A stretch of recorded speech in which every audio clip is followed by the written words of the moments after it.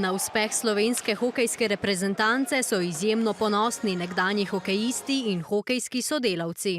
Boljšega štarta bi si težko želeli. Fantje so samozavestni, tako da bomo držali pesti naprej. Oba uspeha zdaj na tem svetovnem prvenstvu proti Čehom in Slovakom so pa dejansko dosežek, ki je sigurno zgodovinski. Rezultat je presnetljivo dober za te fante, kakor se matrajo za to Slovenijo. Osvojene 3 točke so odraz trdega dela in truda celotne reprezentance, pravijo. Predvsem so to dobri fanti, ki delajo v slabših pogojih kot druge reprezentance in moramo biti ponosni na ta rezultat. V zadnjih 3 desetletjih je Slovenija stalno blizu tega vrha za zelo majhno bazo, tako da doma trenerji v mlajših selekcijah delajo dobro. Smo majhni, imamo 7 dvoran, imamo en profesionalen klub in uspeh proti hokejskim velesilam, kot sta Češka in Slovaška, je,